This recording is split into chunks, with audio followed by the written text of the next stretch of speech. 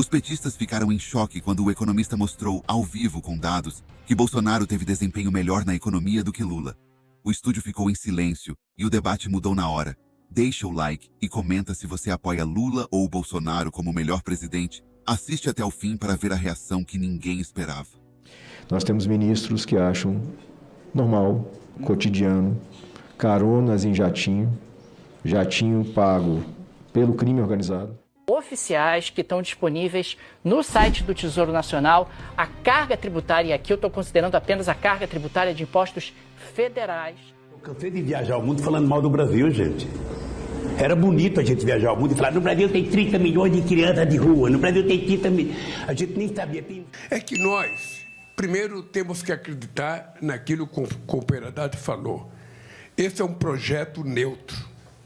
Esse projeto não vai aumentar um centavo na carga tributária da União. Isso é importante vocês acreditarem, que não vai aumentar um centavo na carga tributária. Oficiais que estão disponíveis no site do Tesouro Nacional, a carga tributária, e aqui eu estou considerando apenas a carga tributária de impostos federais, ela aumentou de maneira importante durante o governo Lula, alcançando aí 21,4% no final de 2024. Não temos ainda os dados fechados de 2025. O governo Lula está aumentando impostos. Quando a carga tributária aumenta em termos de percentual do PIB, isso significa que a arrecadação está crescendo mais do que o PIB, a arrecadação está crescendo mais do que a inflação, a arrecadação está crescendo mais do que a renda das pessoas e o governo está mordendo uma parcela maior da renda nacional. Aqui é a carga tributária apenas de impostos federais. Se a gente colocar impostos estaduais e municipais, a carga tributária passa de 30%. O Brasil é um país que cobra muito imposto quando comparado a países em desenvolvimento. Então, existe no Brasil, e eu acho que isso é legítimo, uma certa ojeriza de uma parte da população a aumento de impostos. Olha, você já cobra muito imposto, faça escolhas. Você quer fazer políticas sociais? Não tem nenhum problema. Mas de onde você vai cortar para ampliar as políticas sociais? O governo Lula, num certo sentido, ele não faz escolhas.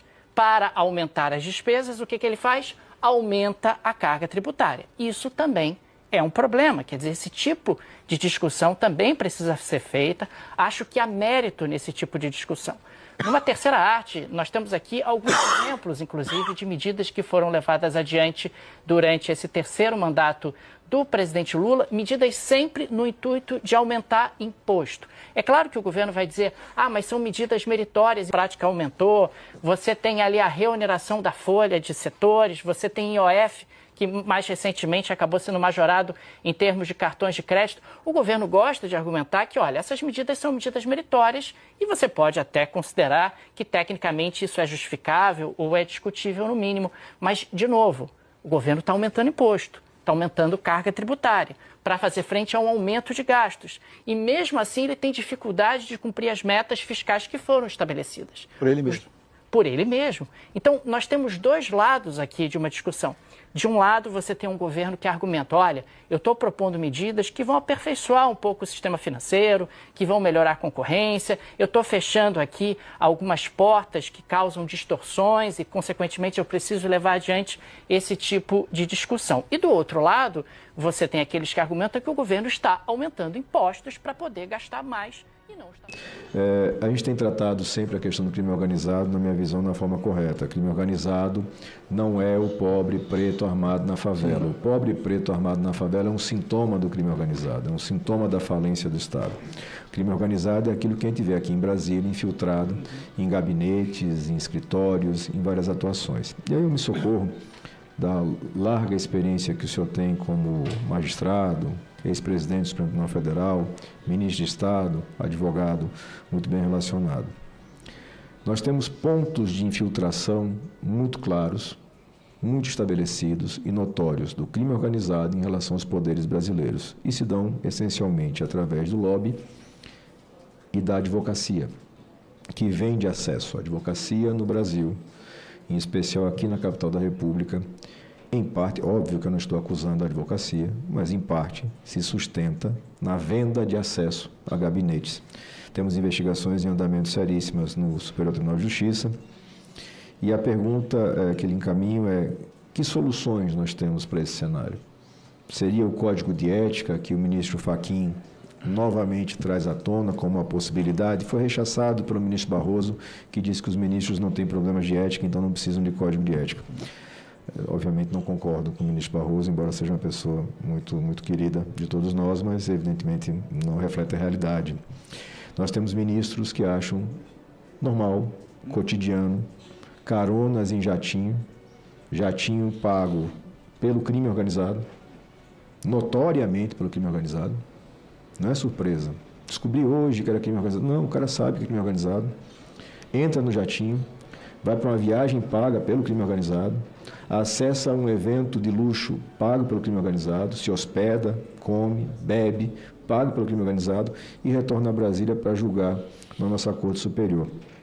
E é um desafio muito grande, sabe, ministro? Porque isso eu falo de experiência própria.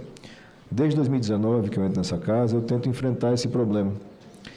E não consigo ainda encontrar um caminho adequado, mas gostaria de ouvir Vossa Excelência se existe esse caminho e que caminho nós podemos seguir para reduzir essa infiltração nos poderes. E eu usei o exemplo, evidentemente, da Suprema Corte, mas poderia usar do Senado da República, onde nós temos campanhas financiadas pelo crime organizado, na Câmara dos Deputados, da mesma forma, nas Assembleias Legislativas. Esse é um país que já teve presidente preso, já teve ministro preso, senador preso, deputado preso, governador preso, prefeito, vereador, mas ainda não teve ministros dos tribunais superiores.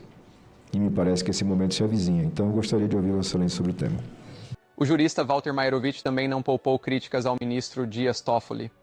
Mairovich, essa é claramente, me parece suspeita, essa viagem de Toffoli no mesmo jatinho e o advogado de um investigado, tudo isso 2 dias depois de o ministro ser escolhido relator da ação e logo antes de ele determinar sigilo máximo no processo, levando o caso ao STF. Quero saber se o senhor concorda com essa suspeição. Dá para tirar o caso do ministro Toffoli? Boa tarde, Tardan, boa tarde, Plínio, boa tarde a todos. Tardan, o Toffoli já passou do limite do suportável. Veja que ele já esteve em evento co-patrocinado pelo Banco Master, na Inglaterra, levou de tiracolo a esposa e se recusou a dizer quem é que pagou a conta da viagem. Depois ele foi a um outro torneio, ao Campeonato Europeu, a final do Campeonato Europeu, levou o seu segurança, imagina se em Londres, e o jogo foi em Londres, havia necessidade para tudo isso. E isso custou aos cofres públicos R$39 mil. Em síntese, o Toffoli abusa dessas aspas boquinhas e, de repente, vai cada vez mais desmoralizando o Supremo Tribunal Federal. Até pela sua própria conduta. Ele foi indicado pelo Lula, de repente ele virou bolsonarista, indefiniu até um pedido do Lula para ir ao enterro do irmão, o irmão amado que ele tinha. Então o Toffoli, fora o levantamento de dinheiro feito em petição que ele deferiu, onde a mulher dele é associada nesse escritório de advocacia. Então ele esquece uma antiga lição, lição essa antes de Cristo, quando Júlio César era o imperador. Júlio César, no divórcio com a mulher, quando ele disse que não tinha assistido nada, nenhuma conduta desonrosa da mulher, o magistrado lhe perguntou, mas então, por que o senhor está se divorciando da mulher? Aí ele disse, porque a mulher de César precisa, além de ser honesta, parecer ao povo honesta. O Toffoli é mais sujo do que pau de galinheiro com relação à opinião pública. Ele só faz dessas. Agora, nessa última viagem, estava lá um advogado que 2 dias depois pediu sigilo, e o Toffoli não só deferiu, como puxou para si o foro privilegiado e travou tudo. Aliás, como ele vem fazendo com relação à Lava Jato, ele trava e depois libera verbas pedidas, faz absolvições como se não tivesse havido corrupção. Esse é o Toffoli. Agora, nessa última viagem, ele, vamos dar de barato que ele não tenha ocorrido encontro ocorreu, que não tenha falado a respeito, mas o certo é que ele praticou atos e ficou tudo isso suspeito. Eticamente, atenção, o Toffoli deveria se afastar do processo. Ele passou, vou voltar a repetir, de todos os limites ético-morais. Código de ética para juízes. Nós tivemos no passado a lei orgânica da magistratura e muitos reclamavam dessa lei orgânica da magistratura. Ética é algo inerente aos bons, aqueles que atuam com propósitos sadios e propósitos que atendem à sociedade. Eu vejo com uma certa perplexidade cogitar-se de um código de ética, principalmente como eu vi na grande imprensa, para os integrantes dos tribunais superiores.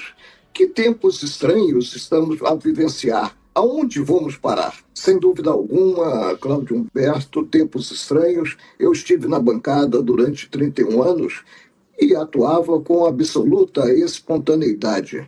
O Supremo é a última trincheira da cidadania. E nós aprendemos em nossas famílias, na nossa criação, que o exemplo é sempre o de cima, vem de cima.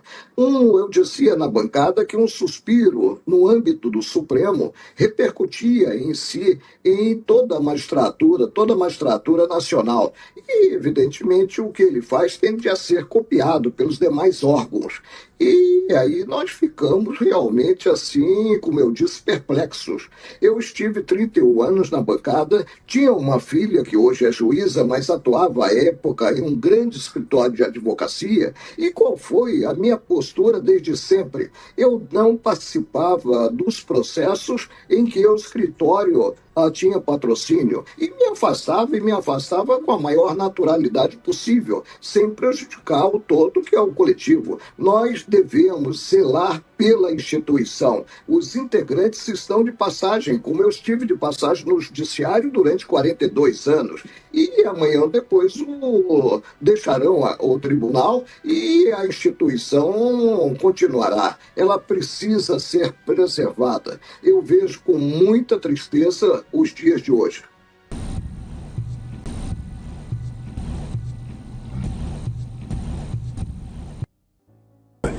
Como eu fui oposição há muito tempo, eu cansei de viajar o mundo falando mal do Brasil, gente.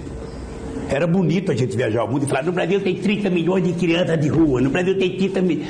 A gente nem sabia, tem não sei quantos milhões de abortos, era tudo clandestino, mas a gente ia citando números, sabe? Se o cara perguntasse a fonte, a gente não tinha, mas a gente ia citando números. Eu não esqueço nunca, eu estava debatendo, o Roberto Marinho e o Jaime Lerner em Paris. Aí eu estava lá falando, eu tinha os números, não sei de que entidade que era, também não vou dizer aqui, porque eu já tenho 68 anos, não vou. Mas eu estava dizendo, porque no Brasil tem 25 milhões de crianças de rua. Eu era aplaudido calorosamente pelos franceses. Quando eu terminei de falar, o Jaime Lerner falou assim para mim, ô Lula, não pode ter 25 milhões de crianças de rua, Lula, porque senão a gente não conseguiria andar nas ruas, Lula. É muita gente.